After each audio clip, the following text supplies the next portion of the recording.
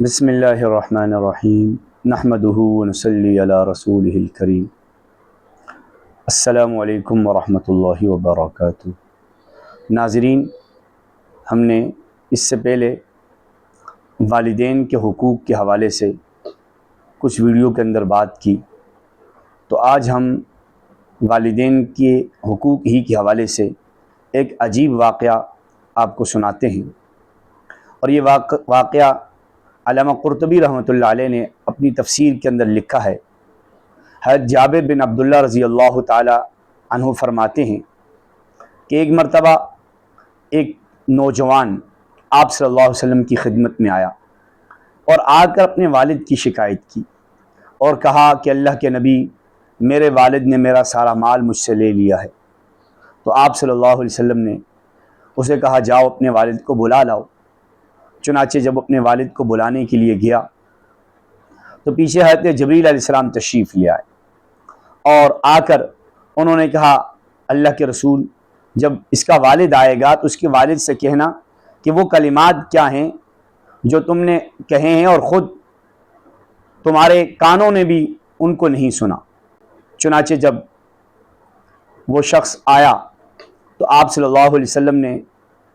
اس سے مخاطب ہو کے فرمایا، کیا وجہ ہے کہ تمہارا بیٹا تمہاری شکایت کر رہا ہے؟ تم نے اس کا سارا مال چھین لیا ہے؟ تو اس کے والد نے کہا کہ ذرا میرے بیٹے سے ہی پوچھو کہ میں نے یہ مال اس کی خالہ، پھپھی اور اپنی ذات کے علاوہ اور کس پہ لگایا ہے؟ تو آپ صلی اللہ علیہ وسلم نے اس کا جواب سن کر فرمایا، جس کا مطلب یہ ہے کہ اب حقیقت ہمیں معلوم ہو گئی، اس لیے مزید کچھ کہنے سننے کی ضرورت نہیں۔ اور پھر آپ صلی اللہ علیہ وسلم نے اس سے ارشاد فرمایا کہ وہ کلمات کیا ہیں جو تم نے کہے ہیں اور خود تمہارے کانوں نے بھی ان کو نہیں سنا؟ انہوں نے کہا، اللہ کے رسول، یہ ہر معاملہ اور ہر واقعہ ہمیں آپ پر ہمارا یقین اور ایمان بڑھا دیتا ہے کہ اب ایسے کلمات جو میں نے کہے اور میرے کانوں تک نے نہیں سنے تو آپ کو کیسے معلوم ہوگے؟ تو یہ ایک معجزہ ہی ہو سکتا ہے کہ اللہ تعالیٰ کی طرف سے وحی ہی کے ذریعے سے آپ کو معلوم ہوا۔ پھر آپ صلی اللہ علیہ وسلم نے کو وہ کلمات اور وہ اشعار سنائے، اور وہ اشعار بڑے ایسے ہیں کہ جن کے اندر ہمارے لیے بڑا سبق ہے، اور خاص کر آج کل کی نوجوان نسل کے لیے بڑا سبق ہے، اور انہوں نے اس کے اندر اپنا دکھ اور اپنا غم جو ہے وہ بیان فرمایا ہے۔ فرمایا کہ غدوتک مولودا ومنتک یافعا تعل بما اجنی علیک وتنحل، کہا اپنے بیٹے کو مخاطب کر کے کہ اب تو آ کر میری شکایت اللہ کے رسول سے کر رہا ہے، لیکن تجھے وہ زمانہ یاد نہیں کہ بچپن کے اندر میں نے ہی تو تجھے غذا دی، اور جوانی کے اندر تو میری ہی ذمہ داری کے اندر جوان ہوتا رہا، اور سب کچھ اور تیرا سارا کھانا پینا میری ہی کمائی سے ہوتا تھا۔ اذا لیلۃ ضافت بالسقم لم ابت لسقمک الا ساہرا اتململ، اور کہا وہ وقت یاد کر کہ جب کسی رات تجھے کوئی بیماری پیش آتی تھی تو پوری رات میں جاگتے ہوئے گزارتا تھا اور مجھے نیند نہیں آتی تھی، اور میں بے قراری اور بے چینی کے عالم کے اندر ہوتا تھا۔ کانی انا المتروک دونک بالذی طرقت به دونا فعینی تمہل، اور یوں لگتا تھا کہ گویا تو نہیں بلکہ میں بیمار ہوں، اور میں تیرے غم کے اندر ساری رات روتا رہتا تھا۔